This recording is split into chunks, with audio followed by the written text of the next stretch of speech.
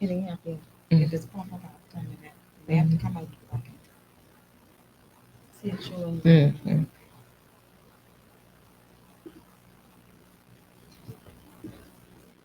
I got it. Okay.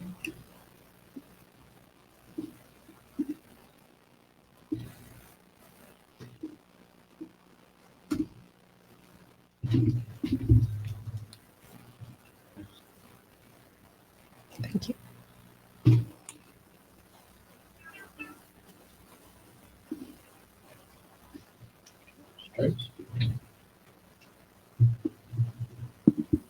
Hello, hello, hello. Welcome everyone to your Lane Talk Show with your coach, Trish Hanna, broadcasting live from the beautiful Nassau, Bahamas. It's so good to be in your company again on this beautiful Sunday.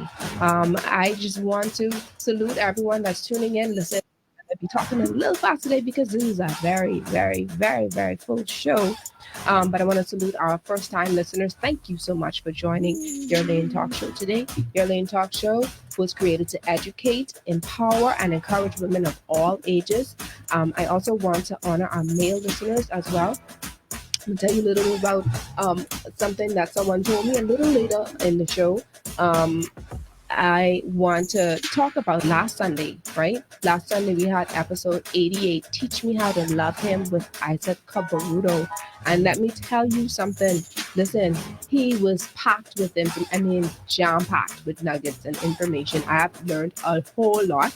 All of the listeners that were tuning in, I got that were actually excited about the information that they have received, and they went straight into it. I actually got tested after the show about being feminine and stuff. I literally got tested after the show, and I'm grateful that I got that knowledge so that I was able to respond accordingly. And of course, with that, he spoke about the beauty and the benefits of respecting your spouse. Someone mentioned to me last week, I don't mind talking about it, that she was tuning into the show while her husband was watching an all-star game, I think she said. And she was like, let me turn this up a little bit. So it so happened that while her husband was watching the game, her husband actually was listening to what she was listening to. So it so happened, so every couple of seconds, she heard where the volume was going down. The volume was decreasing, trying to figure out. And then she was hearing, yeah, you hear that? You hear that? You hear what he say? Now listen, the show is not for you to get bombarded by hearing what you say, right? But I'm so grateful that her husband was able to enjoy the show. Her husband was able to understand and see what it is that we do as a women's show. So she didn't, for no reason, have to feel uncomfortable, or he didn't, sorry, have to be uncomfortable about what his wife is listening to. All right. So he ended up listening to it. He had his all-star game on mute, and he was listening to the show, and he enjoyed it. And I want to thank you. All right. So if you want to know more about episode 88, go to YouTube, look up Coach Trish Hanna, and it's called, once again, Teach Me How to Love Him, Part 4. All right, that's part 4. Because if you type in Teach Me How to Love Him, you're going to see parts 1, 2, 3. But we're talking about part 4 with Coach Isaac. Okay. So ladies, it's time, because we packed today. It's time. It's time to share the page, and it's time to tag. Call a single friend. Call that person who say they tired of waiting. Call that person who just going from post to pillar to post to pillar to post, trying to find this person, and they're frustrated because they feel as if love don't know where they live. All right. Find a person who's saying, look, I know there are some things that I have to do, but I want to know how to do it before I go and say I want to be in a relationship. Or is there something that I have to do before I get in this relationship? Call that single person. All right. Call them up and tell them to go and listen to Star 106.5 FM dial, channel 976 on cable, or log on to Facebook on Your Lane Life Coaching Facebook page, because today we understand that this is a topic where we're diving into that covers many arts, like many men. There are a lot of people, especially Valentine's, we just left Valentine's, where people felt despondent. They were seeing their co-workers getting the flowers and getting the gifts and stuff, and they'd be like, why me? Why didn't I get anything? What's going on with me? Certain holidays bring a sense of a state of depression. But guess what? don't be in despair. The information that we have for you is going to be one that will help and encourage you and bring you hope. All right. Singleness and the quest to find the right partner. We understand that it can be a task, but get ready for some real talk as we say no more to situationships, because that's what the topic is today, and embrace the journey of waiting and dating. So what is situationships? I'm going to ask my guest to tell me that, right? But I think that is those ambiguous, undefined connections that leave us feeling frustrated because it's like we don't know where we are, I'm married now, so people don't know where they are, where they stand in their relationship. All right, that's my opinion of it. Trying to figure out where we stand, what we're doing. We're in the relationship and then we break up, and then we're back in the relationship, and then it's crazy. Or some other person is involved, so there's a third party somewhere in the back. They can tell me, they can explain what situationship means. But fear not, today we're declaring an end to the chaos, right? No more situationships. It is time to reclaim our power as women, to wait with intention and to date with purpose. All right, I'm excited. How about you? Now we have Odessa sitting in with us because she's going to be talking with us. Unfortunately, our international guest will not be with us today due to circumstances beyond her control. But Odessa is quite capable, more than capable, because she likes to talk about things like this, and she's experienced this or is experiencing, and so she has a lot to offer. She just rolled her eyes at me, y'all. All right, but I'm still going to ask her real quick. Odessa, what do you think the predictions for this show will be today?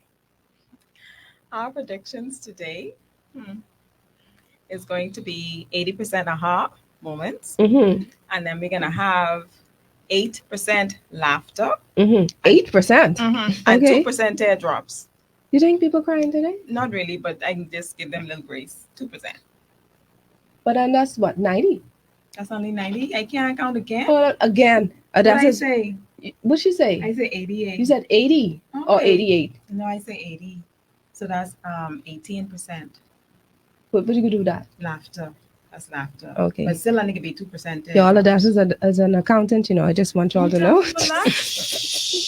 Your Lane, episode 89, No More Situationships, Waiting and Dating, is brought to you by The Perfume Bar, John's Shoe Store and Accessories, Your Lane Life Coaching, Knorr Rice and Pasta Sides, distributed by Asa H. Pritchard, O. Henry Candy, distributed by Asa H. Pritchard, Libby's Vienna Sausages, distributed by Asa H. Pritchard, Fertility Empowerment International, and Singagram, produced by LaDonia Pratt.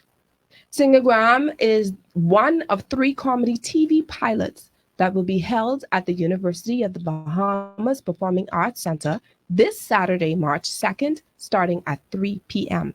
You will laugh until you cry with pure Bahamian talent.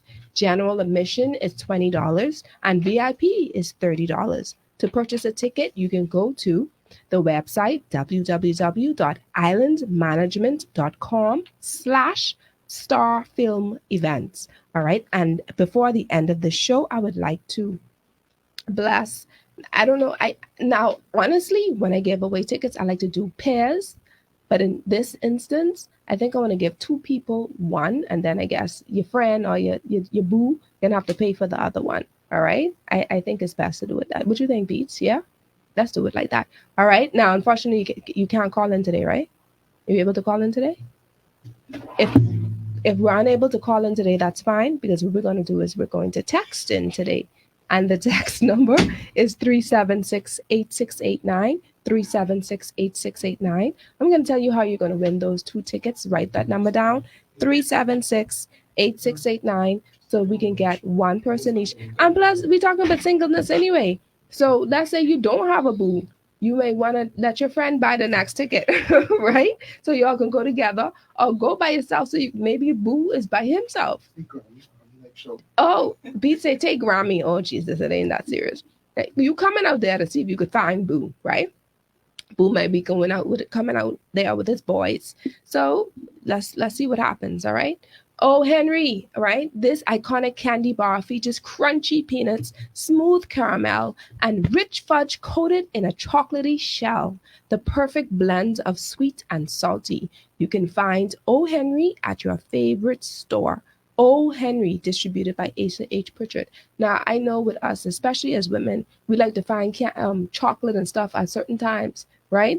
And as no better chocolate, I know than O. Henry. That is my favorite. So I was so happy when they came on board with us today on this show. And of course, even if you're feeling lonely at any point in your life or any point in time in the nighttime when you don't have nothing else to do, while you're binge watching on Netflix anyway, get your O. Henry in your hand and you binge watch and you eat your O. Henry at the same time. Yeah? Okay, good. All right. Now let's get started. I've been playing around. Let's stop playing. Let's get right into it to our guest introductions. We have with us in studio Chandra Michelle. And I asked that she would introduce herself. Of course, we also have Odessa. And yes, we're going to let Odessa introduce herself as well. But let's go ahead with Chandra. Chandra, thank you so much for joining your Lane Talk Show. Welcome to the show. Thank you for having me, Trishan. It's a pleasure. So by trade, I'm a marketer. But I guess what brings me here today, I have been single for 15 years. 15 years. 15 years. I haven't been in a relationship, but I've had a number of situationships. Oh, dear. And I just want to encourage women like me who are single and waiting to not settle and to not give up. And so, that's what I'm doing here today. What I am working on right now. So I have a platform. It's called Waiting for Bigfoot. And what it is, it's a platform where single women can come and get content that's encouraging. I'm really trying to build the Instagram page right now. But a couple years back, I was talking to a guy, and I realized this guy he wasn't it, right? He wasn't the man God had for me. And so I called him and I said, look, you're not it. You don't have what it is that I know that my husband in terms of the qualities. Yeah. And so he said, well, what are you looking for? And so I listed off all of the things. And one of the criteria was a man who was willing to wait until marriage to have sex. And so he kissed his teeth and he said, man, you waiting for Bigfoot.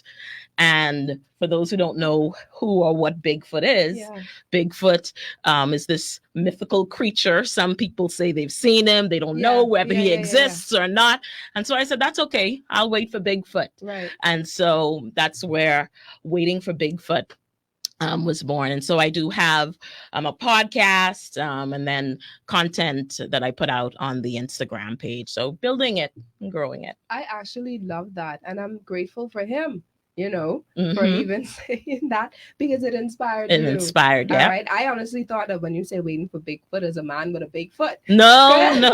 Because I say a man with a big foot. Okay, we'll leave it there. Yeah. Okay, but I'm grateful and thank you so much for that, for clarifying that for me, because I was like, y'all waiting for Bigfoot, That's there right now. See who Bigfoot is catch you. All right. Odessa, let's hear about you. We always hearing about you in the background, but never really get to know who Odessa really is. So Odessa is single. She is a mother of one. She has been in relationships and definitely situationships. I am at this moment in my season of waiting until God gives me a green light on who my mate is and send him in my life. If he's in my life, then I know that God is doing some work on him. And I am not actively doing any blogs or anything like that. And I'm not actively dating, but I am trying to get to know who Odessa really is and define exactly what it is that Odessa wants and who Odessa is to her daddy, which is God in heaven. So I'm just patiently waiting and getting closer to God. I absolutely love that. And that, of course, is the premise or the foundation of, wanting to date or waiting, for that significant other, is knowing who you are first. That's important, knowing who you are in Christ. Now, before we start, I want to know what does situationships mean to you? I mean, I define it. Maybe y'all have another definition. Could we go with Shiandra first, and then Shiandra go ahead, and Adessa will go ahead and follow. For me, a situationship is a relationship where there has not been any sort of commitment. So all of you're doing many of the things that you would do in a relationship, but there isn't a commitment. And you mention it sometimes it could be because there's some other party in the background, or the person just doesn't want to settle down. And so you're just kind of existing in this space that looks and mimics a relationship, but there's no commitment. I love that. Okay, I think a situationship is pretty much a relationship without defined guidelines, defined boundaries. And it's usually one where, like she said already, there's no commitment. So you find yourself in these arrangements, and the topic of commitment never seems to come up, or it's usually delayed. So I think that's what situationship is. There are some other situationships where people deliberately are in these relationships that have no commitment. They actually have situationships where persons are in a relationship with someone else that is in a relationship already. So all of those are situationships, and in its essence, situationship is just not the ideal. So that's what it's not the ideal relationship. Wow. Yeah, so it's to be okay. So both of you said basically the same thing. It's having this ambiguous, like I said before, like there's no substantial commitment. Like that's not what the word I want, because y'all said that same word. But it's like it's help me, man. Y'all help me. It's just open, and no one actually has. What's that? Pete has a situationship definition on the screen. Oh, he has it. Okay, I can't see it from here. I can't see it either. I need to put on my glasses. It said situationship, as defined by Urban Dictionary, is let's just chill, have sex, and be confused on the fact that we're not together, but have official emotions for each other. Who got time for that? Who got time for just chilling at Netflix and chill? But you'd be surprised to see how many people actually literally have time for that, and then they turn around and send them home because they're okay with that.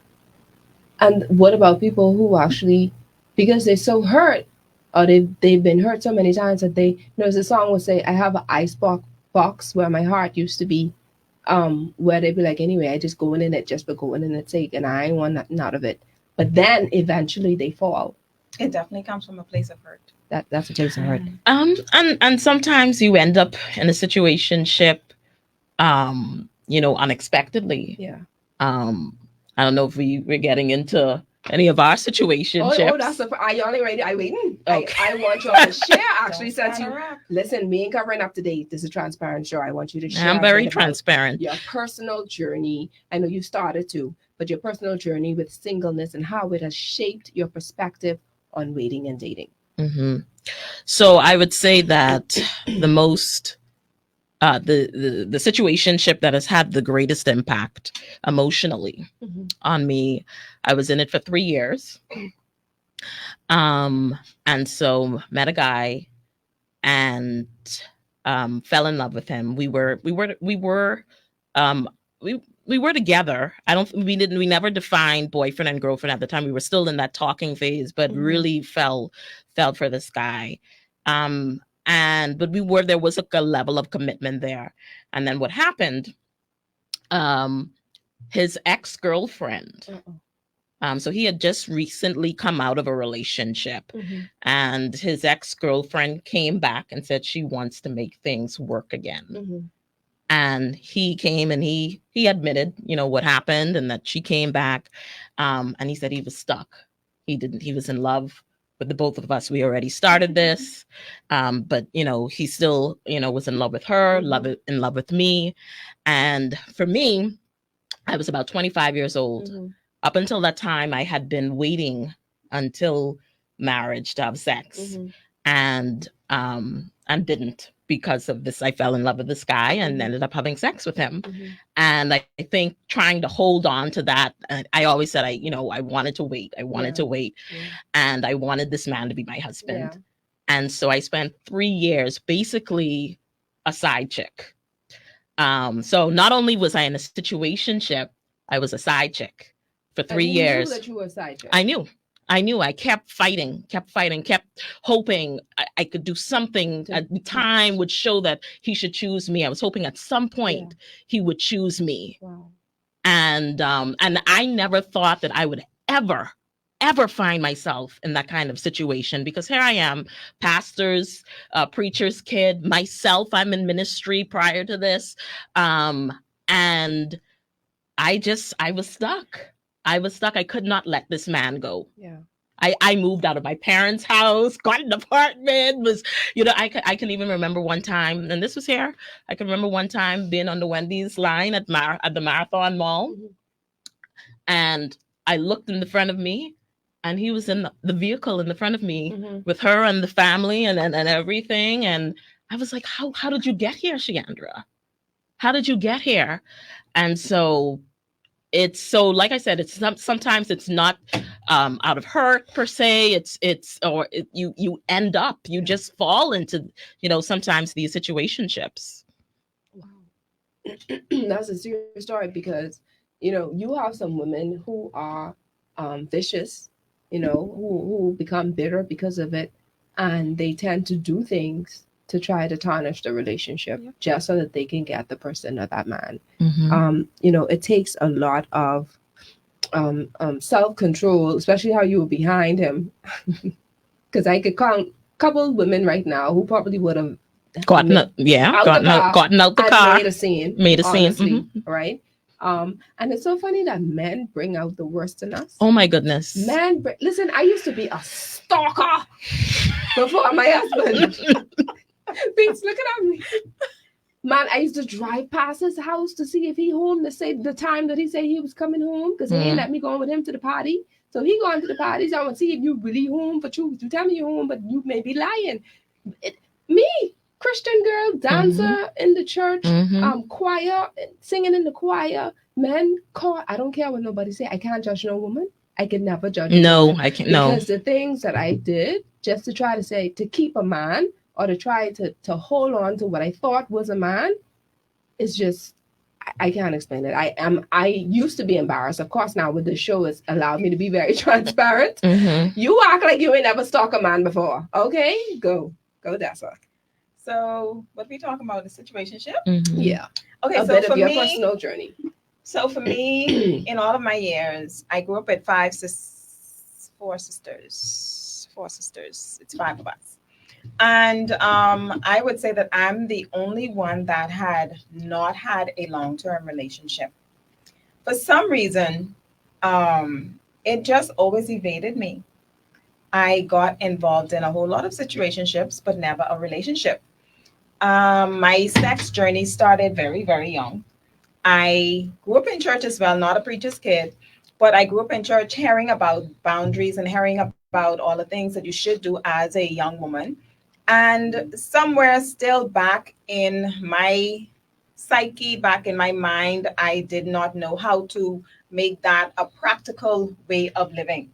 So for me, situationships has trailed me up until almost 40, just before 40, around my 40s. So that has been the story of my life. I have had one solid relationship for the past few years that has put me outside of that cycle in my life. And so situationships, I can think back to, my God, it's been so many. Oh, Lord. It's so embarrassing, but hey, it's my testimony. Come on. Let's think of one. So it's usually the instances where I ended up being the one that was lied to, and the one being the side chick, and didn't even realize it until I was already deep in. So I remember I was dating this guy, really nice guy, good looking, and for me it was always about looks and eyes and all that stuff when I was much younger. And so that always got me in trouble. So anyway, this Pete's ain't laughing. Eh? So this guy, I was dating him, and apparently he was actually somewhat living with somebody else, and I had no idea. And these women, this way I think you just really know what these guys will be telling you, but yeah, a lot of times you really don't know, and then there are times when, of course, they know, but you really don't know. So anyway, came to a situationship where we ended up. I was coming from a food store and I saw his truck at some apartment, and I said my little brother, tell him come give us a ride, because we were toting the groceries in our hands. So I just figured, well, I think he had already told me a cousin or somebody lived there. And so my brother went and whatever, and then he came down and he actually gave us a ride home, and he was pissed because home girl noticed what was going on. Apparently this was girl apartment, and he gone home, and that was a whole big situationship. But it was the end of it at that moment, because I didn't hang on to it. But it was a whole relationship going on that I wasn't aware of. And the stories are so good. You believe, you trust. And at that time, I must have been in my early 20s, because my daughter at the time would have been, I was in my early 20s. My daughter was maybe still a toddler at that point. Yeah. What do you think are some common misconceptions about being single? Like, why is it such an issue for some people, or to accept singleness? To accept singleness, just seeing everybody around you. I never imagined. I'm going to be 36 this year, and I think we have an idea of what we want our lives to look like. And I think it's natural to desire companionship. And so it's, especially as the years, you in your 20s, and then 30 hits, and now you see yourself creeping up the clock is ticking. And so, and for a while I was embarrassed, the fact that, here it was that, 15 years I've been, really haven't been someone's in a committed relationship. And so for me, what's funny is today I was asking God, I said, God, why is it that we actually end up in these situationships, right? And what really came to me is that we get so caught up on waiting on the husband that we don't focus on waiting on the Lord. Come on.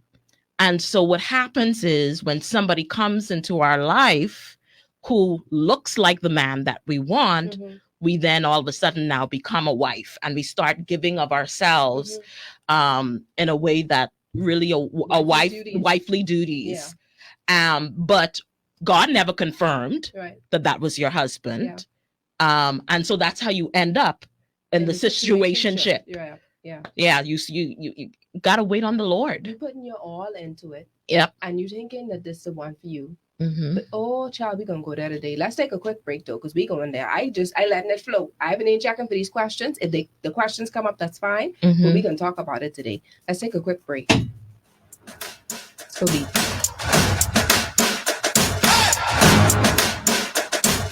Did you know that Valvoline's Max Life not audience, only protects so against friction, but also leaks if you have deposits? any questions, go ahead and you can ask them, type them out. All right. We're going to make sure that you guys get your questions answered, or, any statements that you want to share, go ahead and ask or state. I know that,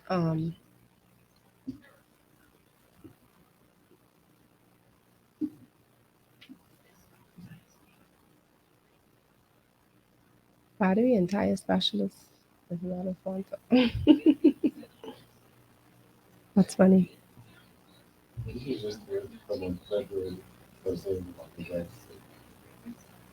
think the specialist still going on, right? Yeah. But this is the last week. We should just say for the month of February. The City of Miami Gardens presents JITG Music Fest. 2 huge days, March 9th and 10th at Hard Rock Stadium. Featuring Mac Maxwell, Summer Walker, DeVito, Jasmine Sullivan, Babyface, Kirk Franklin, Omarion, Cheesy, Scarface, Tank, Eric Bellinger, Tamia, Jaheem, DJ Cassidy's Pass the Mic Live, Marsha Ambrosia, October London, and more artists to be announced by Jess Hilarious and Ricky Smiley, March 9th and 10th, live at Hard Rock Stadium. Tickets available at jazzinthegardens.com. Presented by the City of Miami Gardens and the Black Promoters Collective.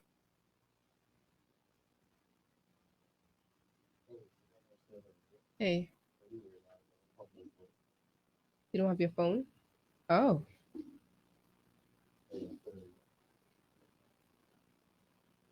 Here. Take a few pictures. That's so you can take. I mean, that's in the thing. I'm sorry. You know, make sure you get her for them. And then bring it back because that's where I get to read the comments, please.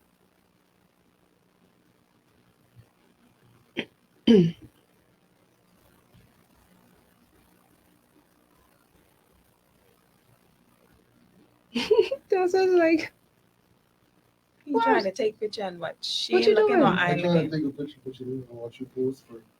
Who wasn't? Who are you taking a picture of? Oh, okay. Let's look this way then. Look at me. Don't Go. look at me. Y'all look at me then. 'Cause of that. He tried. You know, like, eh? See that? That's her. I know, right?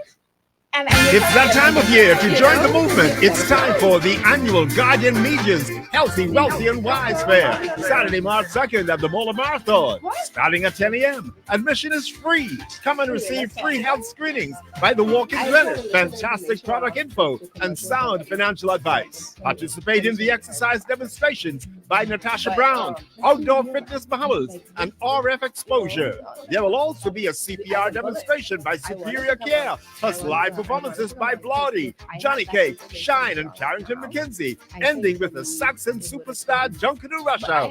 Join the movement. It's the annual Nassau Guardians Healthy, Wealthy, and Wise Fair, Saturday, March 2nd at the Moreland Marathon.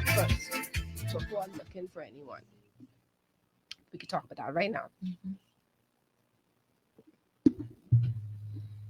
Welcome back. If you're just tuning in, we are having some fun. We're just breaking the ice now.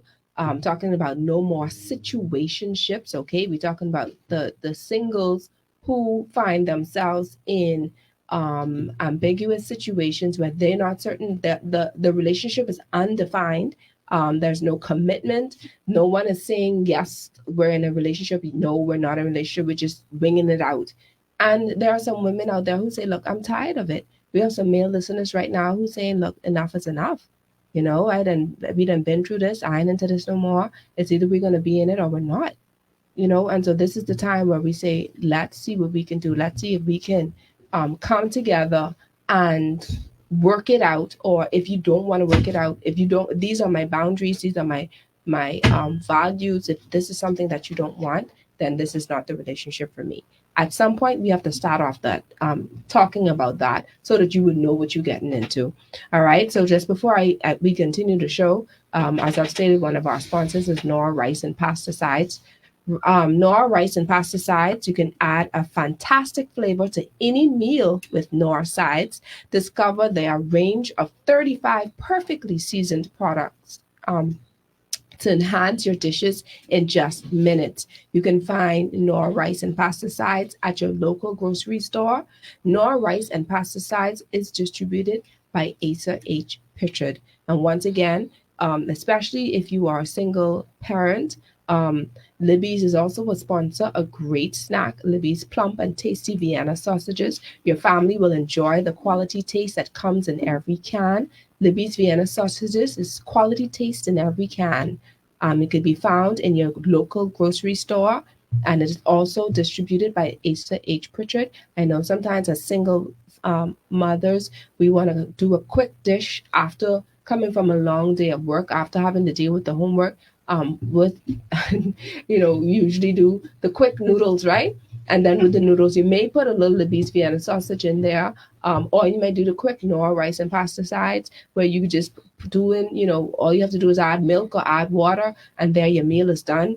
And of course, you add your little salad and your little meat on the side if you want to, and you call it a day. Because you don't have time because you keep on going. So go ahead, get your Nor rice and pasta sides, and get your Libby's Vienna sausage, so that your meals, those quick on the run evenings, can be complete. Something to put in the children's stomach, right? Okay. So just before the break, we were discussing how we need to wait on God, man. We need to wait on God. And I want to say too, just before Shiandra goes ahead, that even in the situation, we find ourselves just going. Shiandra say, man, we get in this because we tell God this is what we want. And then when we think we find it in someone, we ain't ask him. He hasn't confirmed anything. He hasn't given us the green light. But we just go ahead and we push ourselves anyway. And while we're doing that, we find ourselves, as Shiandra stated, doing the wifely duties that we should not. And we are actually, that's, compromising our Christianity, compromising our relationship just for that person. And then we find ourselves in a muck in most cases. Yeah. And one thing that we don't do, many of us, I'll speak for myself, is really guard our hearts. When you think of anything or any place that is holding something of value, they always have levels of security. Yes. When you go to the White House, when you go to the central bank, when you go to the anywhere where there is, the U.S. Embassy, you have to go through security. And I think a lot of times in my past, I've just kind of had the door of my heart wide open. I never said, okay, take off your shoes. I need to see what you have in there that could harm me. Put your bags through the on the conveyor belt. I need to see what baggage you have. And so I think, again, we're just so eager. No vetting. We're so eager to be married and to meet that spouse, that we don't ask God, is this the right person for me? Show me, reveal the areas. We don't sometimes even allow the time for God to reveal those things. And so that's again, all of that is the makings of a potential situationship. For me, and I totally agree with what she's saying. However, for me, in my situation, and I'm gonna somewhat of the anyway, I'm gonna tell my story. Yes, I'm gonna tell exactly what happens for me. So I was never the one that grew up with the notion and with the dreams and with the plans of, they say every girl has a dream of her dream wedding and her husband and her children and the perfect home and all that stuff. For some reason, that dream was stolen from me. And I think it was from what I understand now, that was always a plan of the enemy to keep me in a place that was stuck as relates to these things. And so for me, I never had that dream. So later on now, I'm understanding the importance of actually finding out who Odessa is in the eyes of her daddy, which is God. And I've made some decisions now in my life where I decided that, hey, if it's not on the path of getting me closer to God, and if I am walking in a place where I am putting somebody else before him, which is idolatry, I will not continue in that vein. I am tired of going before God, crying and saying, I'm sorry. I am tired of going before God and saying, well, this ain't happening for me. It happened for everybody else. I'm tired of going before God, repenting. Because at the end of the day, I like at this stage of my life, I am ready to get married. I am tired of having a situation, because it ain't situationships no more. It's just a situation. I'm tired of that. And I want to be able to build. So at the end of the day, in order for me to embrace exactly who I am in God, I have to make those hard decisions. And I found these, I decided a lot later on in life that I need to find out who I am first. And now I begin to dream with God instead of starting out dreaming as a young girl, dreaming of all the little perfect cookie cutter houses and all that stuff, and the marriage and all that stuff. But now I get to actually spend time with God after coming out of making decisions, just bad decisions based on just not knowing who I am and not having a great appreciation and a love for self. Because I think a lot of it also rooted deep down in how much I loved myself from day one. So that's how I feel about that. Let's talk a little bit about that. Let's talk about self-love. Let's talk about the importance of getting to know who you are and what you like and what you don't like. I had to go through that. I had to go through a season of trying to figure out, okay, what makes me happy? I took myself on dates by myself. I went and I dated myself. I went to the movies by myself. There were times at my job when where I used to work, a particular boss would just say something out the way and they'd be like, you know what, let me pack up, let me go watch a movie. You know what I mean? And I did that. I learned what my values were, you know, what is more important to me at that moment in that season of my life. I knew what boundaries meant, what not to do and what to do should I encounter another relationship. And at that time in my life, I was just spending time with God. I was before his face. It was so deep. I was so deep that he, believe it or not, he was able to give me qualities of who this person is. I had my own list, you know, but he gave me the qualities and I wrote them down. I wrote them down and I waited. And get that Tuesday morning, June 5th, that Tuesday night, June 5th, I met my husband. Oh, wow. I met my husband. Next month it's going to make 16 years. Wow. All right. Awesome. Now, I can tell you, everyone has a different journey and a different story. But I could honestly tell you, it starts with, in order for you to know another way to prevent yourself from getting into these situationships is knowing who you are. Because if you don't know who you are and what you want, you'll fall for anything. Yeah. You're going to fall for Joe Blow, who telling you this, and you know for I don't think I want that. No. And then ask your creator, because he knows all things. He is the founder of marriage. So asking God, who do you want for me? Because who I want versus who you want can be two completely different things. What are your thoughts? So one of the things I'm particularly passionate about encouraging single women like myself to use this season.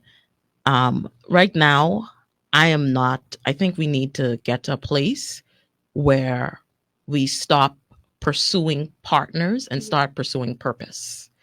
And I think if we focus on pursuing purpose, God, what is it that you want me? And we are so, single ladies, we are so blessed in that we have this time to really pursue what it is that God is calling us to do. And I think it's like walking, down a road and asking God, guide me, take me, direct my steps. And I think one of the ways to kind of avoid the situationships is if you're just focused on your purpose and pursuing purpose, I think then, you'll eventually meet people who are aligned and like-minded. Because a lot of times in these situationships, there, at least in my case, all of the situationships that I've had, yes, we've had things in common. But when it came to purpose and pursuing purpose and being committed to purpose and what God is calling us to do and calling me to do, I've never had that in those situationships. And it was because I was not at the time pursuing purpose. I was pursuing a partner. I was, out there looking around. Oh, is that him? Oh God, no, is that him? Instead of really, focus. And so that's what I encourage single women to do. Is this is a beautiful time. At times I do get lonely. I do have moments where I think it was maybe last week, I threw a book across the room and I said, I'm tired. And so I have my moments, but God brings me back, and he reminds me that there's so much he wants to do during this time. And I think when we obsess And that's where I was obsessing Mm-hmm. over this man. Mm-hmm. And that's how you get mistaken identities. That's how you get into counterfeits, coming into your life, coming into your heart, because you're obsessed and you're looking and you're constantly on the lookout. If you just focus on your purpose, focus on what God has for you to do, and he'll bring and add all of those other things as far as relationships are concerned. You in the vineyard and you working. Ruth? You picking up Yep. the toils, you picking up the leftovers while you working. He's gonna find you. Mm-hmm. And that's the thing, Odessa, you could probably talk about this too, but focusing on something, let him find you. You don't need to go looking. Mm-hmm. He's gonna find you.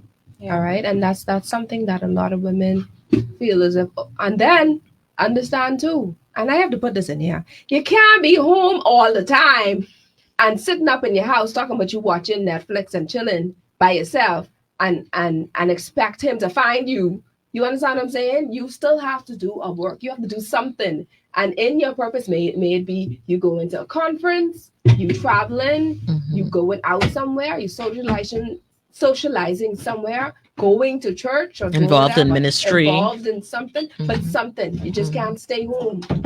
You just can't stay home. Yeah. I know who I telling that to, who listening right now. Get out the house, take off them pajamas, and go out. That's for me too. Okay.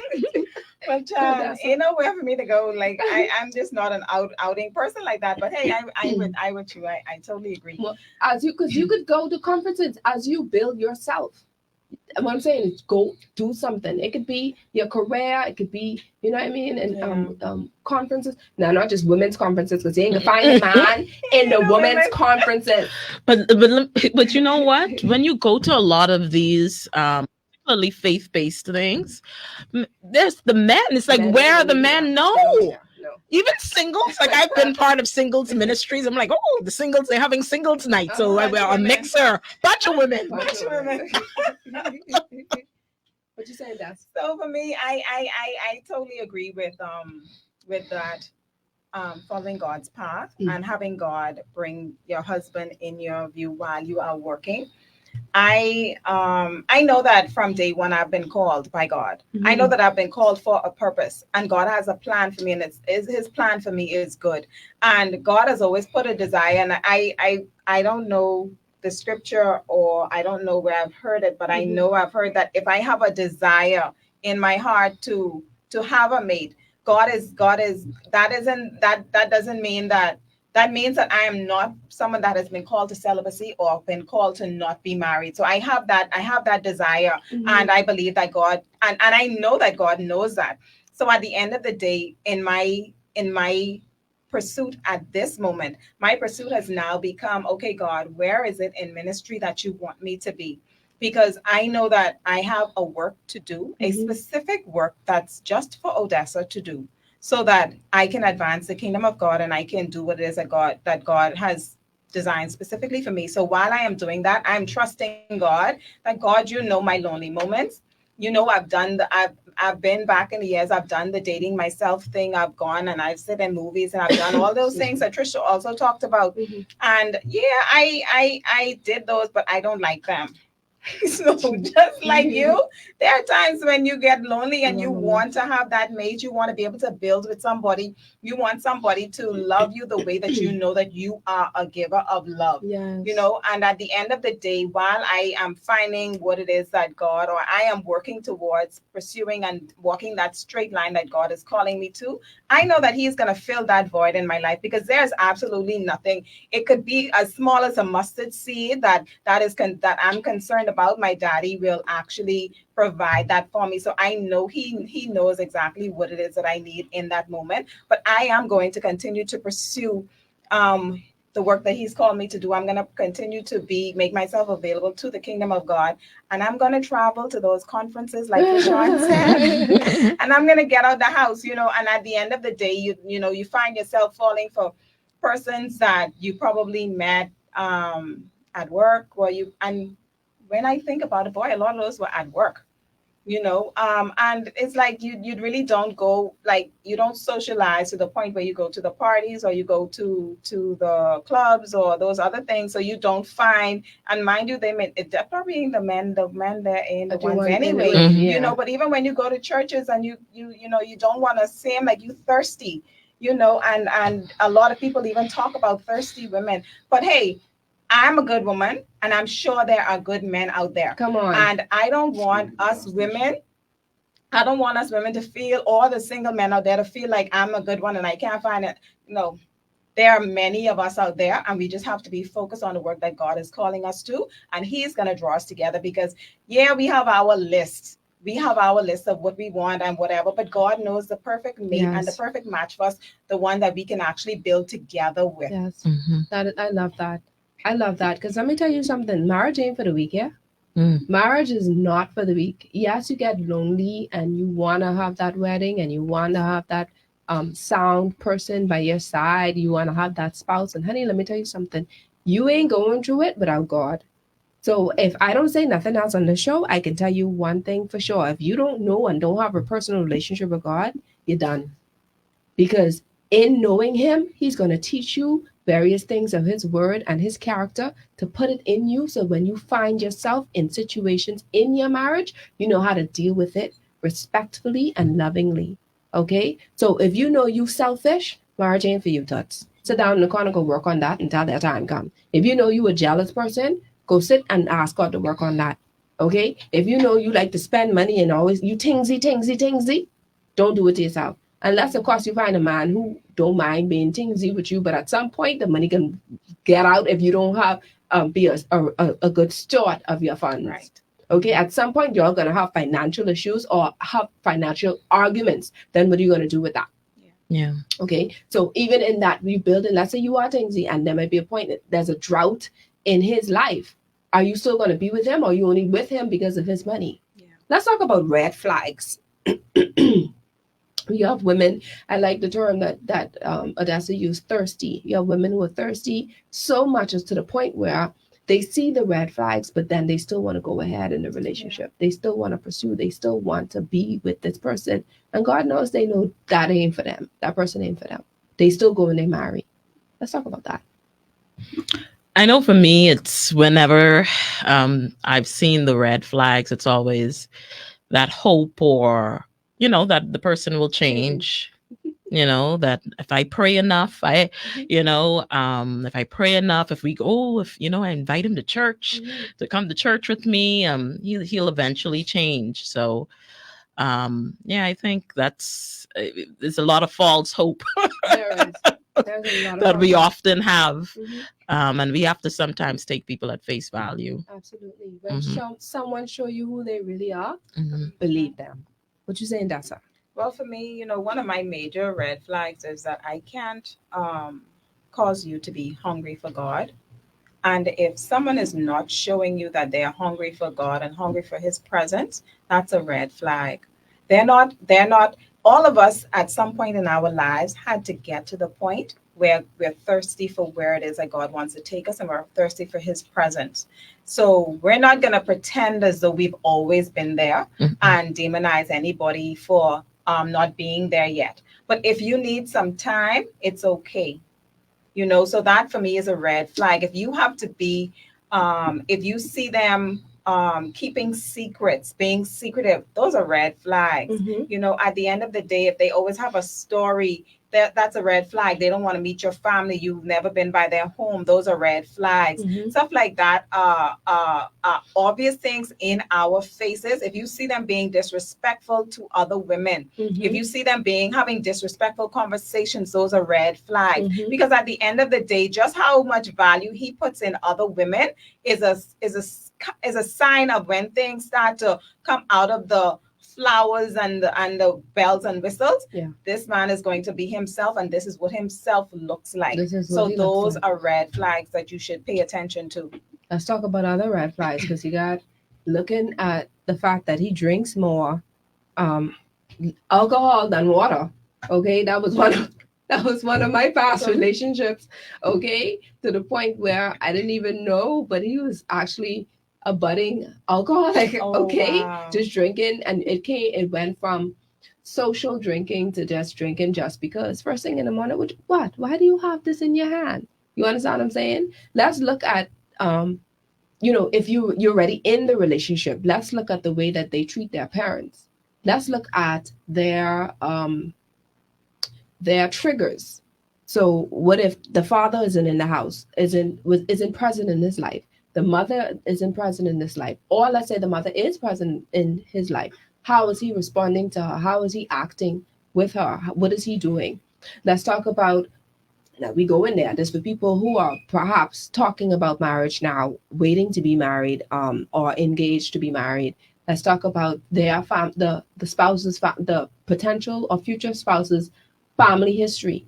Let's look at the uncles or the brothers who have everyone out of wedlock. Okay, having children out of wedlock. Let's look at how they don't know how to. They always in, I don't want to say the name of the place, but they're always gambling. All right, don't know how to keep their money. These are all red flags to look at. And when you see these flags, you have to ask yourself, am I willing to deal with this for the rest of my life? Can I do this? And if I can do this, do I know how to pray? Do I have a strong prayer life to the point where I can pull these certain things down? Or are they going to overtake me and I'm going to be another statistic? That's why it's so important, again, going back to guarding your heart. Mm-hmm. Because if you guard your heart and you allow time for all of that to be revealed, going back to the analogy of going to the U.S. Embassy or going to some very secure place where they have the conveyor belt that you have to, put your stuff on. And I think that it's so important to allow for that period of time and to not rush things, so that you can make those assessments and truly see, because, oh man, nothing is more wonderful and beautiful than those first couple of months. Come on. They're the best right? ones. Everybody on their best behavior. Best behavior, and so oftentimes we don't allow, again, enough time to pass before we open up our hearts and allow that person in. And by the time that person starts to really show who they truly are, we're already all in emotionally. All in it. So and right. Especially if you've already given up the goodies. So yes. When you didn't give up head the gone and that soul tie, you muck. Your head gone, you swing, the salve, everything is over your eyes, so you really can't see what you want to see. But in that, we're going to take a quick break, because when we come back, I want to talk about when we're hurting. So what do we do? Because you have some women who in the relationship broke up, and then 2 weeks later they find somebody else, and then they get in that relationship, and then 2 weeks later they find somebody else, and they get it. So it's like you're not giving yourself time to heal. You're not giving yourself time to know who you are, like I said before, and you're using someone else to fill in that void. We're going to talk a little bit more about that right after this break. So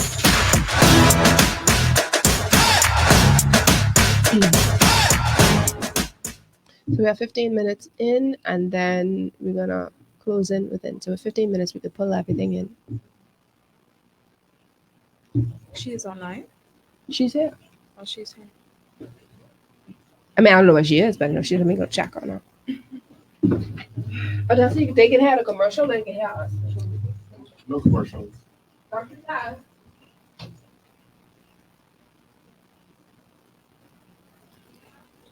As you said, like earlier, although we wouldn't like necessarily be going to places where it's a good chance of meeting a guy, but sometimes you gotta look at yourself. It's like you use a magnet, A magnet only can attract metal.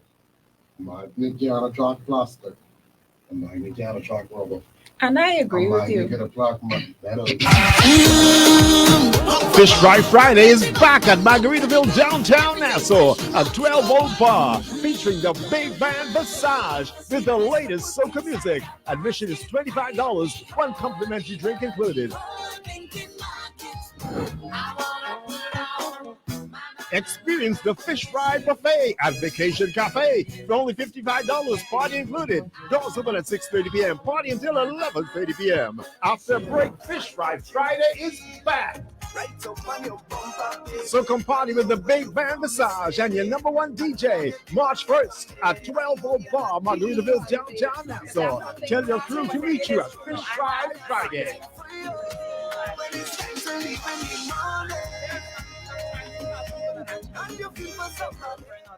Their guy friends to the event, and that really ain't their thing, but they wanted them out of the house. So it can happen. But of course, either way, you still, if that is the one that God has for you, he will make a way for us to be drawn together. So it can happen. I definitely she could believe have that. commercials. I definitely believe that is something that we can that can actually happen, and I've seen it happen before. Yeah, like this is record, but has the most interesting slogan on the back of his truck. What is it? Called Yes, I saw that before. Because I even know people who actually have and they right.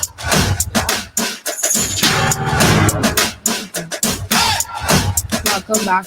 Y'all, we closing up, man. I feel so bad because we have so much to talk about, but we closing up. We're gonna have 15 minutes where we just talk about, how we as women should heal first before putting ourselves in that space to say we're going back into a relationship.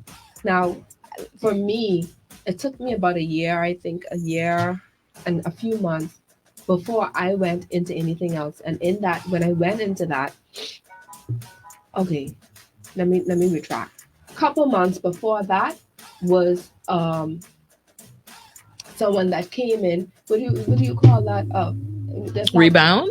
No, like the counterfeit. Oh, Satan counterfeit. always does that. Yeah. So watch out for that. Yes, Satan always does that because a couple months before that, I got a somebody prophesied over me, and they said some things.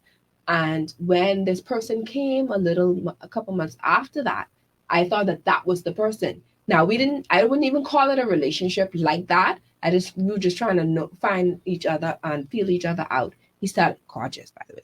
He started coming to the church and everything. Then because he realized how much of I just sound person, I ain't up all over the place or whatever have you. I know what I want, all these other things. He was asking me to come with him to look at houses. Okay, that's how, you know what I mean? That's how, right. But see, I still didn't know it. I was like, Lord Jesus, you sending me this person? I can't wait, But in that, and I was sound enough to say, God, show me, reveal to me his heart, show me who he is.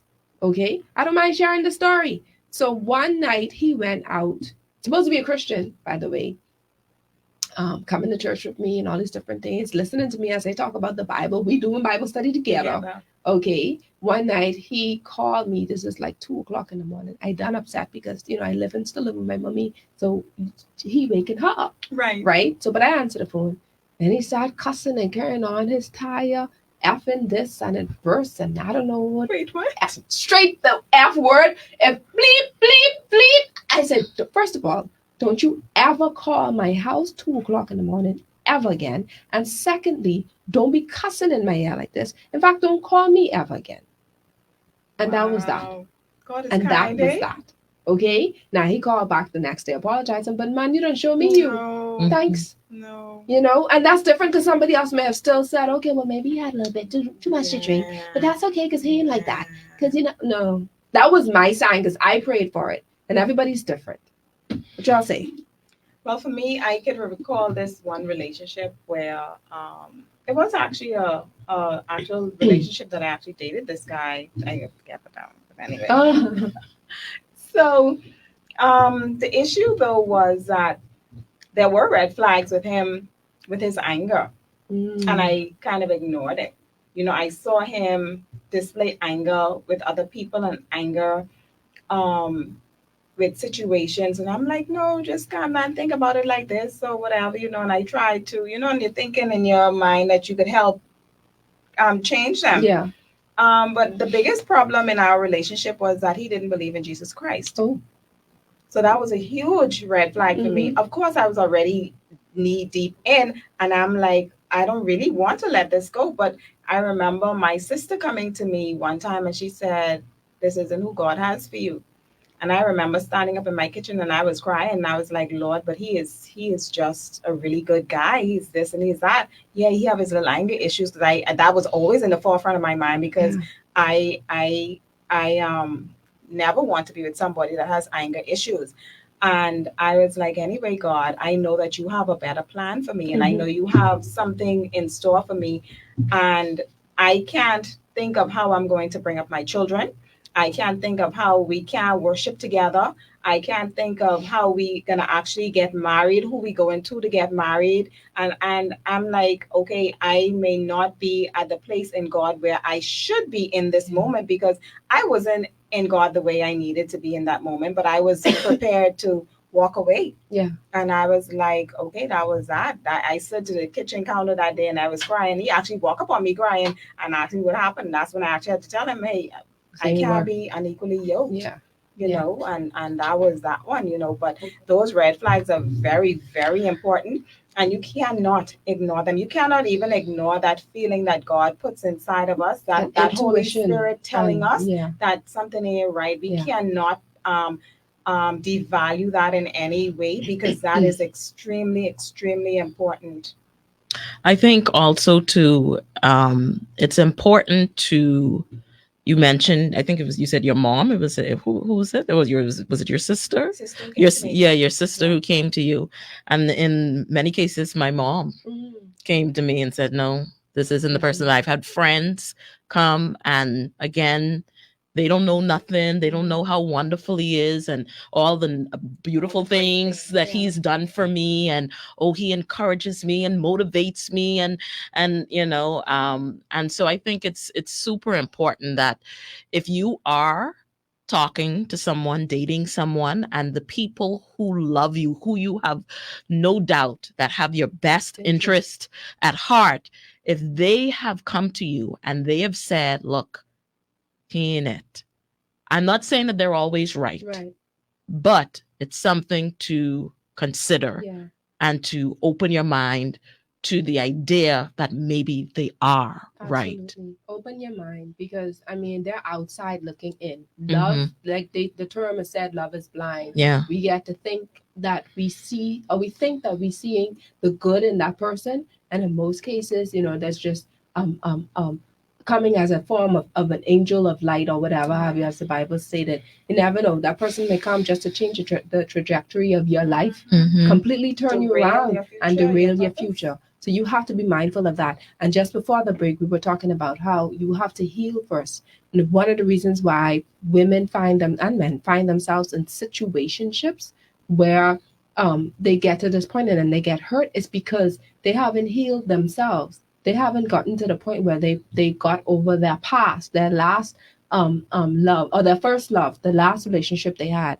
Okay. And so what happens is they try to find someone to come and replace that hurt. But let me tell you something, that's going to end up in the same situation. You're going to end up in the same situation you were in the previous relationship. Let's talk about that.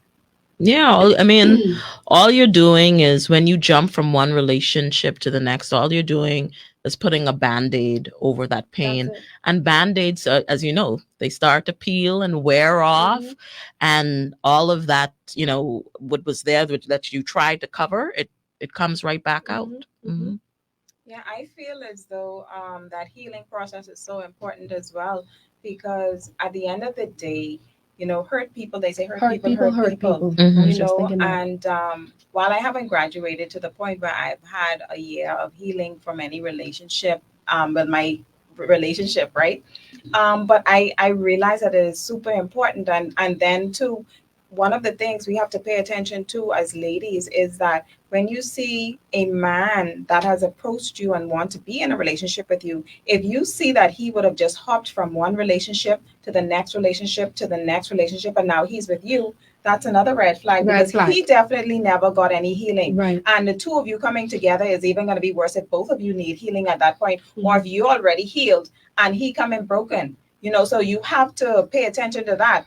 But another thing is, when you actually get in a relationship and you're not healed, you actually carry that baggage from the previous relationship into the next one. So when that person used to speak to you harshly, this person is actually coming to you. Yeah, it's triggering you to shut up and to go in a shell. Yeah. Because at the end of the day, you may say, oh, I'm not someone who likes to argue. No, it's not a matter of arguing. It's about being able to intelligently and intellectually have a conversation and communicate. And if you're not able to do that because the last relationship you were in, every time you opened your mouth, you got shut down, you know, that's not the relationship for you. Then you find yourself, even from childhood wounds and childhood hurts, you know, there are things that the enemy did to you when you were children to shut you up, to keep you closed up. And you find that in a lot of people who have been molested, the enemy has put a muzzle on their mouths, you know. So at the end of the day, when it's time for you to speak up for yourself or speak and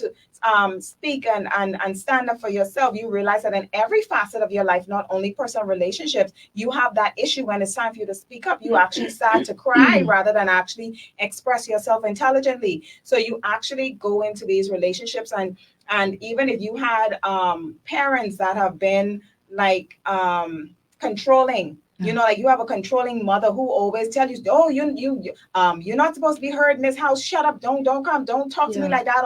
Or don't, you know, they just don't allow you to express yourself, not allow you to be rude.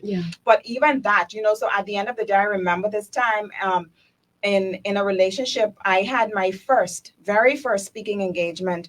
My pastor allowed me to speak one Wednesday evening, I believe. I was so excited. And I know that my life wasn't everything that I wanted it to be. And I was so excited. And I did so well when I spoke that evening. And almost immediately, the enemy came to steal that word because you're supposed to be shut up. Why are you speaking? You know, and at the end of the day, the person who I love at the time was the one to actually cause an argument that night, and I just never felt like speaking up again. I even remember, even outside of a personal relationship, there was a situation that happened, and someone actually, like, I used to post my stuff online and stuff all the time, my scriptures and all this stuff at a season in my life. And I recall someone saying something and accused me of saying something directly to them after there was some issue. And I stopped posting ever since then. I've never posted online like that ever since. And that was another plan of the enemy to shut me up. You know, so at the end of the day, you have to be healed to the point where you realize all these triggers in your life that the enemy keeps sending to shut you up and trying to steal your voice. Because if you don't get healed from these things, and you'd be surprised to know how deep they truly are and how hard the enemy is fighting against your purpose and the plan that God has for your life. So it's so important to be healed and to understand the plans and the plots and the schemes of the enemy, so that when these things come up, you're in a position to fight. I love that. It's just powerful. Listen, we're close. We're wrapping up because we want to do the interview with Dr. Tazz. But before we do that, I want to share real quickly another thing that we need to do too, as we are, I'm saying we as women. Of course, I'm married, but as women, you know, single women, find ways for deliverance for yourself too.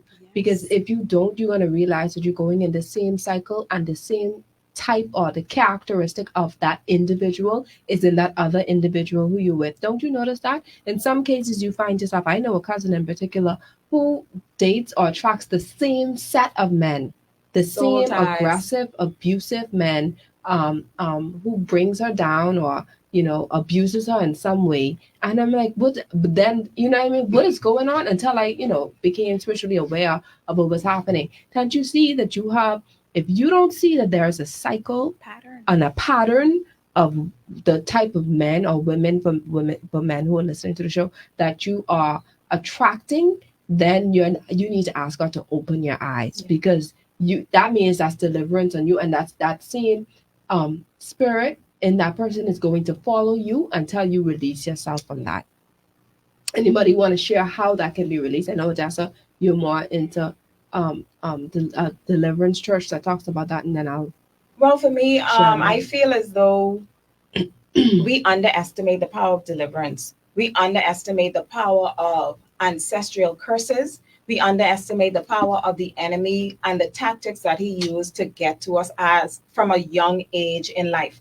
And at the end of the day, there are, someone asked me the other day, well, how many times should you go through deliverance? If you ask me, you go through it every day. Many times. Because you start off with repentance, Yes. then you cancel everything that the enemy had planned, had sent your way through your ancestors and through your bloodline, through your parents, and then into your future generational lines. And then you come into agreement with everything the word of God says. So at the end of the day, deliverance is extremely important, because you may believe that, just how Trish gave the example of the lady and the patterns and the cycles in her life, you will actually be able to look inside your family line. You'll be like, well, why all of these women seem to have this grouchy spirit? Yeah. Why all the men seem to not have long-term relationships? Why is it that mommy and daddy always fighting? Why this marriage can never seem to be together? And when you look through the generational lines, it's the same pattern. Why you see sickness inside our family? Everybody dying of cancer, everybody dying of heart attack. What is going on? Like everybody everybody is a drunkard. Well, what is going on? The men in the family drinking. It goes right back to things that were our ancestors came into agreement with, knowingly in some cases and unknowingly, because we came up we are Black people, and we actually have been exposed to so many spiritual things. And in this Caribbean, it is strong. The spirit world is very, very real. And at the end of the day, if you don't actually come out of agreement with the things that were in your past, come out of agreement with anything that's trying to follow your bloodline, because you can see it in your nieces and your nephews, that certain things sneaking in. And remember, there's not just my pure bloodline, there's my bloodline and my children daddy bloodline. So there are mixtures of bloodlines, no matter how we look at it. A lot of people tend to say in the Bahamas, oh, we have mixed culture now, blah, blah, blah. We've been had mixed culture, because everybody, whether it's two Bahamians or not, we have mixed blood coming in, and mixed family histories coming into play. And at age almost 50, you have to actually think back, even when it comes to relationships, like, okay, this is 50 years coming from my side, 50 years or 55 years coming from his side. We need to go back to all them generations and all those family histories and cancel every plan of the enemy. Come out of agreement with the enemy and come into agreement with what God has for your life. And you may say, oh, ain't nothing wrong with me. I live it. I'm fine. I don't do this. But then every time you get aroused when you watch the movie on TV, that's some soul tie or some spirit of lust trailing you and all this other stuff in your life. So all these things you have to be delivered from, repent on behalf of your ancestors, and come into agreement with what the word of God says concerning you and your future generations. Cleansing your bloodline. Go ahead, Yes. Shonda. Yeah, one of the things I just want to share. So I have these 4 P's. I have these 4 P's that I'm working on as I'm single. And one of the P's is prune the things that won't bear good fruit, in a marriage, while I'm single. Don't wait until you get married to start pruning. And so John 15:2 says, every branch in me that does not bear fruit, he takes away. And every branch that bears fruit, he prunes it, so that it may bear more fruit. So I encourage single women, don't wait until if you know that there are things that you struggle with, and they could be spiritual as well as in the practical and in the natural. Don't wait until you get married to say, oh, I'm going to fix it. Do it now. This is the perfect time to work on those things, so that they're not issues later on when you get married. You say 4. That's only 1.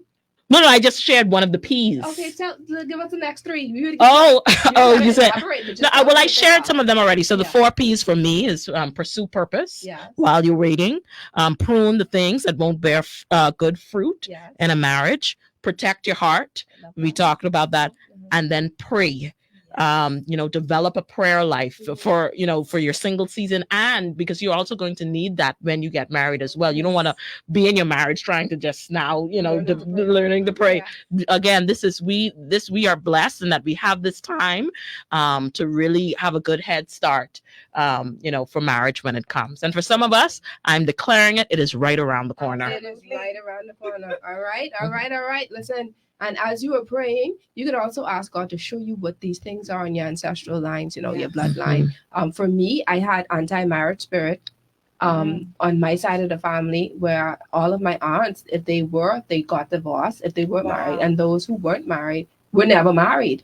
Okay, so those are some things that I had to deal with that God showed me prior to my marriage that has been holding me hostage. But and there can be so many other instances. You have people in the bloodline. You have people who have children outside of wedlock. You have people fighting all various things that are causing anger. Was one of them that you said as well. That will be causing that connection or that union to be done God's way.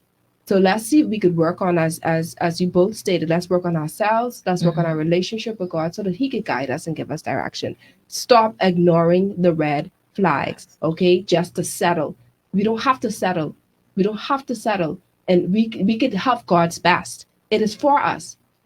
He wishes above all things that we prosper and be in health, even as his soul prospers, even as our soul prospers. And he also said that the future for us is for good and not of evil, to give us hope. This is what he wants for us. He wants the best of us. He's the creator of marriage.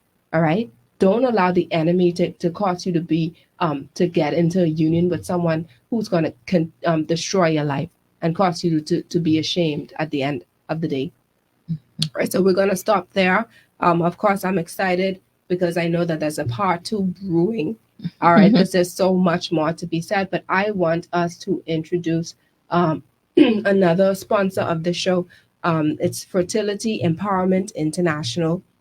And with Dr. Tazz, she's doing it big here in Nassau, y'all. The inaugural Fertility Empowerment International Conference under the theme Building Our Families, There is Hope.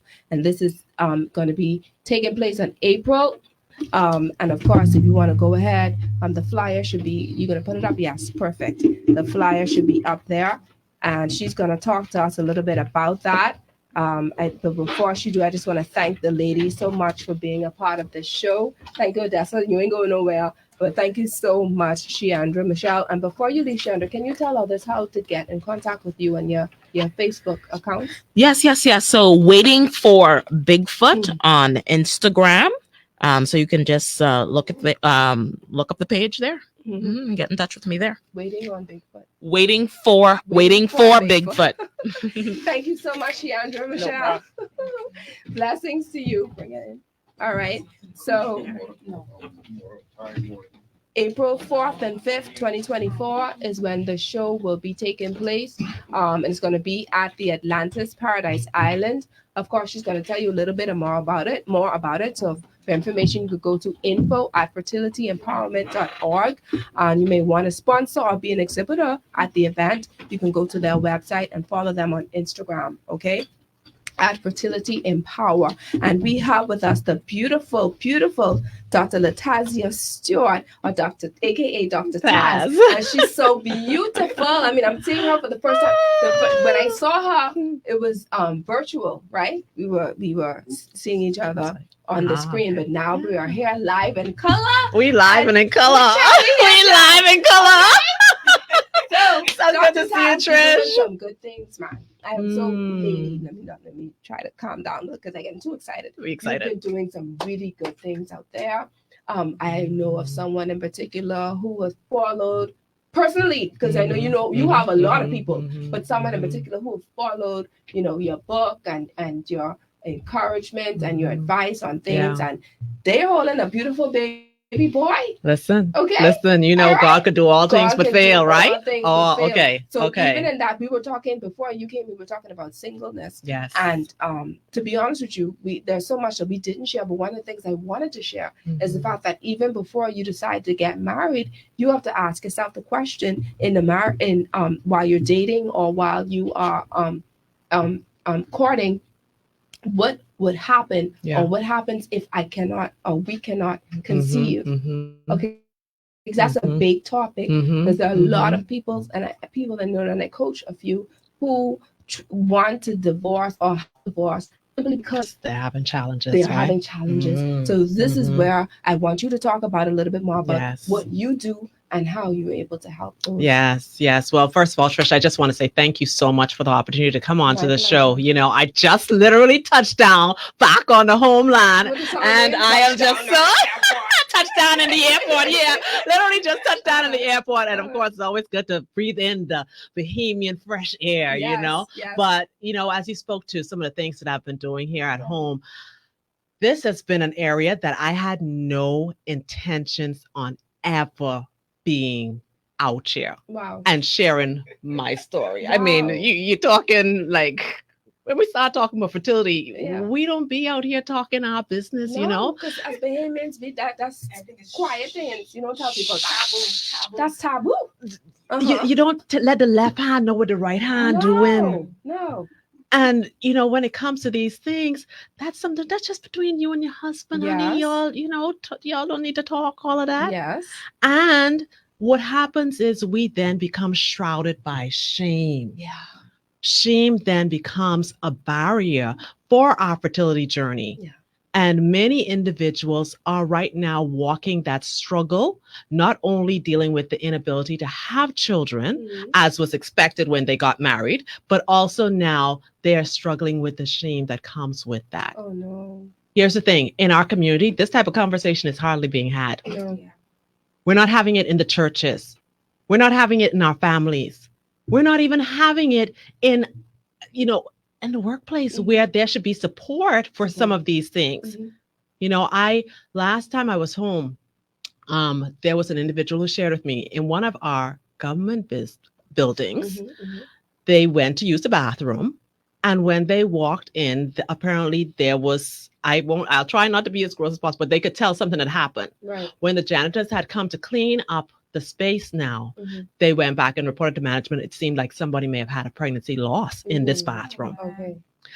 Here's what happened. This individual actually worked at in that space on that floor. They said nobody called out sick or nobody left early or anything of the sort. So nobody really knew who it was. And what's more painful about that for me is the fact that the individual didn't feel like it was a safe enough place to share that with their leader. Yeah. Like, hey, I have a situation, you know, and I need to leave or I need some time off. That's sad. And this is where we need to have more safe spaces for individuals walking these journeys to feel that they can open up, they can figure out where to go to get help, you know, or if they need a time off, that they could get that without having to worry about being penalized in some kind of way. Yes. You know? Or even if they find themselves in a situation, feel ashamed. Not be ashamed. And the thing is, if there's anything I can leave with individuals, there's nothing to be ashamed of. Nothing. There's nothing to be ashamed of. Unfortunately, some of us everybody have their cross to carry. Yeah. Everybody have their burden to carry. And what we find is that some of us have the burden of not being able to have children when they desire to. You know, when I got married, me and my husband at Grantstown Seventh-day Adventist Church there off of Wellington Street, the African pastor who was at our wedding, I remember him saying, and their house shall be running over with all the little children. The quiver flowing. And the whole church burst out in laughter. And that's the expectation of many young couples and newlyweds, right? That, you know, you do what you're supposed to, go to school, get your career going, and then you get married. And the natural course then is to have a family. And that's supposed to just happen. Well, that's what I thought for myself. But oh boy. Well, are we in for a surprise? And just I gave a little insight into my story. 6 months into my marriage, I had a cyst on one of my ovaries. And the cyst became very painful. And when the doctors looked at it, they said, it looks like we're going to have surgery to remove this cyst. Now, I'll tell you, I was still in my 20s. I didn't think anything of, okay, this is what doctors are saying I need to do. And we had the cyst removed. Shortly thereafterwards, I remember the doctor saying, y'all don't take too long to have kids now. Now, he didn't say anything was wrong per se. And now in hindsight, 2020, I wonder if when he went and he may have seen something, but nonetheless, what we found out later on was that I had significant scarring in the space. that actually limited the ability for my eggs to be released to be able to have children. Yeah. And that's only a little snapshot, because after that there was the fibroids. Then after that was the endometriitis. And then and here's the thing, there are so many other women that are in our community struggling with this, PCOS, fibroids, and all the like. And the conversation is not being had enough. Since coming out with announcing that I'm hosting this conference at Atlantis, I found that there are pockets of our community that are actually providing services that a lot of people aren't even knowledgeable about. And so on April 4th and 5th, we're having the first ever, not just in the Bahamas, but the Caribbean region, okay? A two-day fertility empowerment conference. And some people might say, well, that's just for the people who have insurance and I didn't pass that stage. No, I want to invite our religious leaders. I want to invite our business leaders, because the thing is, I think as a community, we need to be educated to be able to empower those who are on this journey, and also empower our community as a whole on how do we provide a safe space for building our families. That's it there. We have to be about building our families. If we don't build our families, what are we gonna have left here? Nothing. I love that. I love that we can find there's, oh my God, it's like, it's amazing. I have to go a little deep. I have Go ahead. I have to talk about Jesus a little bit. Yes. The fact that you had to go through a journey, and I can only think, because I know how I was when I went through mine, because I had issues as well. The fact that you were asking God, why me? Lord. Why me? Why I had to go through this? I have a chapter in this book titled, God, Did You Forget Me? Okay. Okay. I'm just saying, keep it real. I have someone who's watching right now. Really quick. I'm not going to share the entire thing. I'm going to try my best to be as short as possible. Right after, there was a year that we were trying to conceive. A year and a half, really. When we finally conceived, within, I think, 10 to 12 weeks or so, we lost no heartbeat. Couple weeks after that, I went to church, found out that the pastor's daughter, not married, had a child, got pregnant. Okay, and it's not that you ain't happy for them, all right? She ain't even married. I doing things your way, Lord. I living my life the way that you want me to. The way you say, Jesus. Praying and I crying. And a couple of months later, he and I stood as godparents. And it so happened that they had an event at the church. And he was sitting, my husband was sitting on the, because he's a pianist, he was sitting on the pulpit, and she was walking past with the baby. And he was like, let me hold her, because we had a guest choir. So he was like, let me hold her while we had that break. Listen to me, Dr. Tazz. I do one piece of crying. People thought I was at a funeral. The church women coming my way, trying to hold me and, holding me, getting the sheet, and they thinking I prayed. Thinking they praying. They ain't know what you did. Watching my husband holding a baby that I feel as if I can't give him. And the thing is, so many other women in our community, so many other men also in our community have that same desire. And they are seeking answers also on what is causing the challenges that they are having. It's becoming more prevalent. I can tell you that it's becoming more prevalent. And one of the things also, I have had a meeting already with the Minister of Health, who was planning to be at the event as well. And he shared that we are now in a stage of, collecting data. We talked about needing to collect data so that we can identify where some of the challenges exist, so that we could truly begin to find resources to support and create an infrastructure around this area. Because our family, building our families is so critical for our community. And I can share, we have some amazing individuals that are going to be there. We have local and international experts, just so that you know, that are going to be present. I just wanted to give recognition also to Dr. Penn Knowles from the Women Care and Reproductive Diagnostics Center there in Marathon. She's going to be one of the individuals there. We have the Barbados Fertility Center.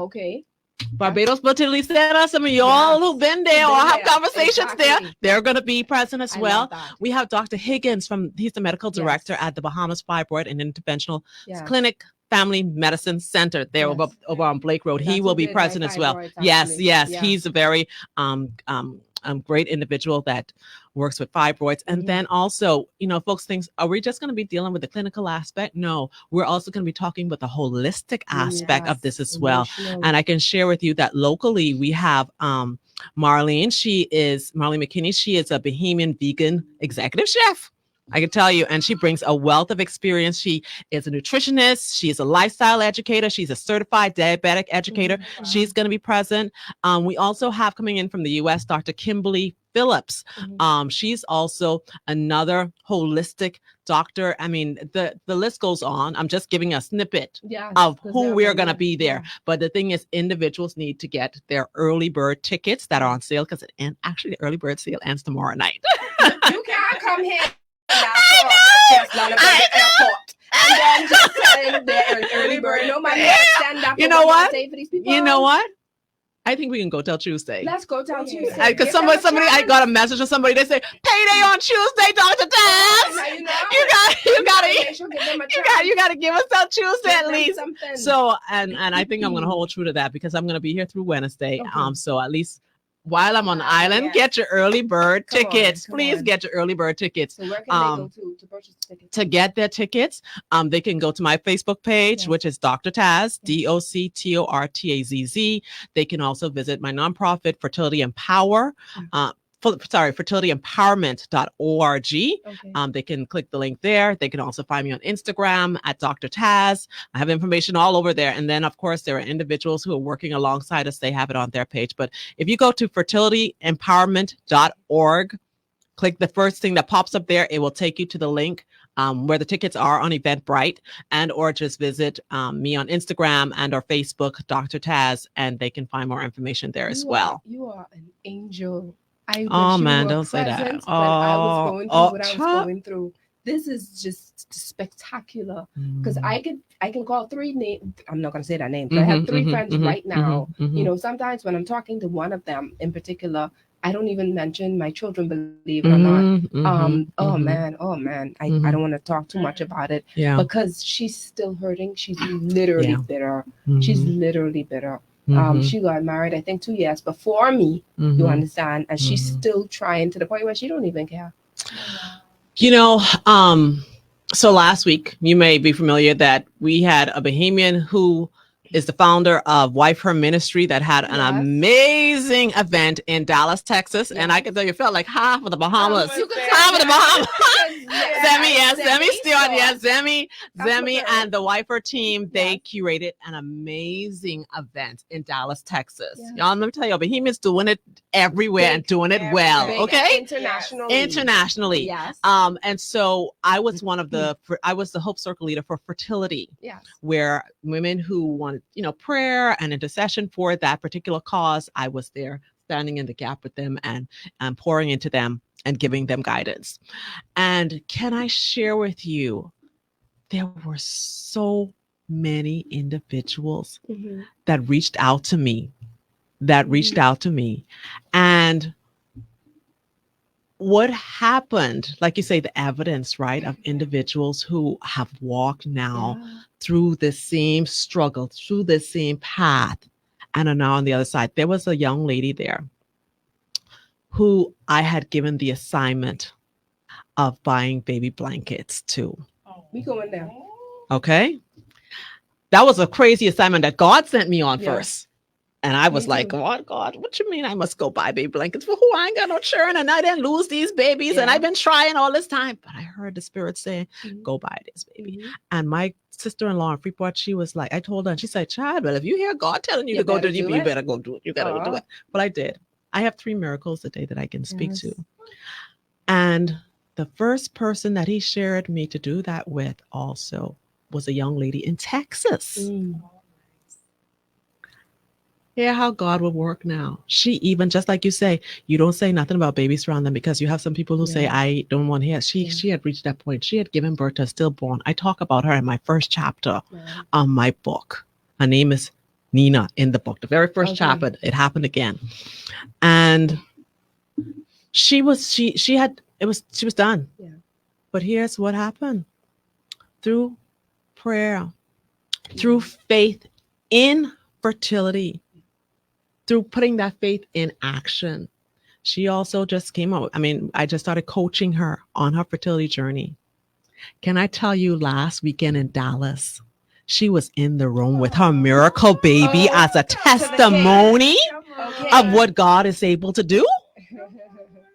That little, and baby just turned 1 last month, was there with the baby blankets. That's enough right there. I hope y'all listening. God can do anything. And sometimes we just need people to come alongside us, to give us the information, to coach us, to support us, to help us get there. Because what we have right now is fear standing in the way of us reaching to that miracle that God has for us on the other side. That's where we are, Trish. I am grateful to have you and for you to share. I mean, you actually, I'm sure you did more than just what you were supposed to do, because there are people listening who needed to hear your voice right now. All right. And similar to what you said to them, is, to that lady, is what God said to me as well when I purchased an item, a baby item as well. Yes. And he did it for me. And I also have 3 miracles. Praise God. Right, by God's grace. You. So just the same person who thought I acted just like Hannah in the Bible. Just like Hannah. Like, you know what I mean? Everyone else around me, I'm going to the grocery store. This little girl, she only but look about 13, 14. All the paninas around you. No, all the paninas around. No head cap and no socks on the baby. And I was, you know what I mean? So I had to come to a point where I said, God, I trust you. Trust you, Lord. I have stories to tell too, so we'll talk about that another time. Yeah. But once again, let's talk about the conference. You said that the date is April 4th and 5th. April 4th and 5th at Atlantis Resort. Yes. We are going to be over at Atlantis. We ain't gonna be in the back of corner nowhere. We can be at Atlantis Resort, and we are going to bring, like I say, the experts are going to be in the space. We're also having patients, individuals who've walked this journey and individuals who are currently walking this journey. In fact, we have somebody even coming out of Exuma to come and share their story. Okay. So I want folks to feel comfortable and coming to this space and knowing that this is a safe space to get information, to be empowered on their journey, to get some of the facts. Because sometimes we be hearing things and, Googling and stuff like that. Y'all Dr. Google into one. Dr. Google into one. Come and hear from the experts in the space and be educated and empowered on your journey. The mission of this event, the theme of this event, building our families, there is hope. Building our families, there is hope. So get your tickets. Like I said, early bird tickets are available, and we're gonna hold it out. We're gonna hold it out through Tuesday. I gotta let my folks know. Remember to update the website. Hold it out till Tuesday, please. Okay, she's doing that for you. For those who are listening, tell a friend to tell a friend. Tell a friend to tell a friend. Share the word. Share the word. You know what it is. You go, and this is the first event. I mean, this lady, Bahamian bred. Born bred, Gadad Bahamian, who thought it upon, who was obedient to God's voice, because I'm sure she heard from God to do this. This assignment is greater than her. Okay, she's coming here because she understood. Not only is she doing this because this is what she's doing this because she walked the journey of having to fight through infertility to the point where God has blessed her. So she's coming with her testimony. She's not only coming with a testimony, she's coming with professionals who've been there. But listen, when you don't say the Barbados fertility clinic, I say, that's it. Because half of people who ain't know what's going over there. I have clients who went over there. That's like, boy, around here will feel like a little bit of this whole thing. And they're looking around, they're hearing the Bahamian accent. Dr. Higgins was the one who helped me with my fibroids. Because of that, I'm able to, well, I don't want to have no more children, but I'm saying that I'm free from all that, those challenges that I have. We all know, ladies, what happens when we have fibroids, those heavy menstrual cycles and the pain and all these different things that we carry, and it blocks us from conceiving in most cases. Go ahead. The thing is, right? Even some people may be saying, well, this for the people who are trying to have children or any, because here's the thing.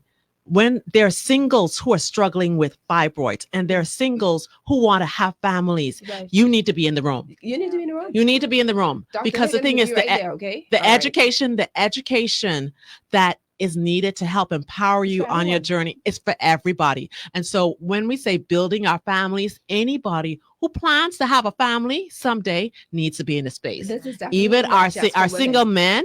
There you go. We have, in fact, let me give a shout out. We have a completely men's only panel. Ooh, see, I almost forget that part. I forget that one. So to our brothers, our Bohemian brothers, please come into space. All right. We have a panel that's just with men. Some who have walked the journey, some who are walking in the journey right now. And then we also have a single young man who's going to be serving as our panel host. Because he's like, man, Dr. Tazz, I gotta be in here because I want to know what's up. I give a shout out to brother Trey Bethel because we need our entire community to be empowered. You're not in this alone. No, you're not in this alone. You're not forgotten. Whether you're a man or woman, you're not in this alone. Dr. Tazz, are you able to share the price for the tickets? Because this Atlantis now, so this ain't for no $2. No, this ain't no $2. Okay. This ain't no $2. I can tell everybody go to the website and get it. Yes, it's there. I mean, come on, this is an investment. And breakfast and lunch included.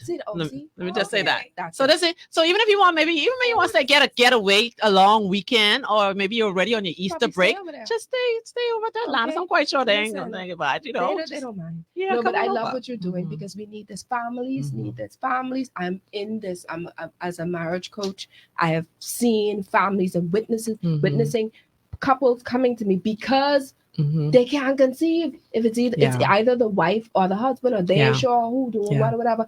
Go to this event. Your family. The Bible says we should be fruitful, multiply, replenish, subdue, have dominion over the earth. You think he wants to keep your womb bounded like that? No.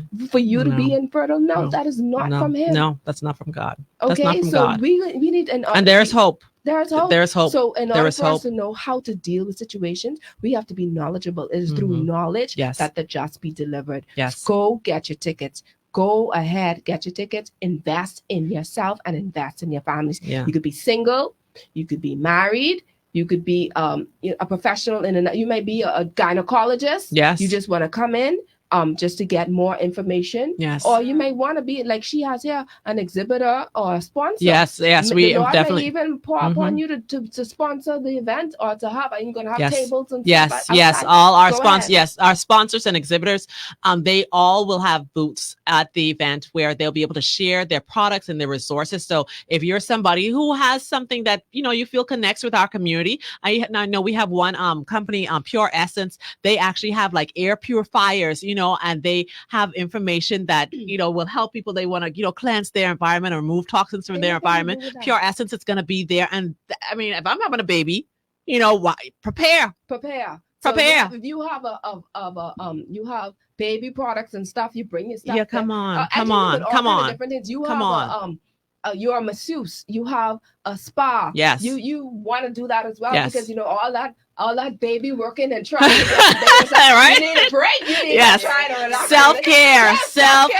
Self-care is important for those who are on the journey. Yes, self-care. Anything to do with the process from the start to the finish. Yes. You want to come and even afterwards, because we're speaking it in faith. Right. Yes. To the finish, to the baby stuff and all these different things afterwards. Definitely.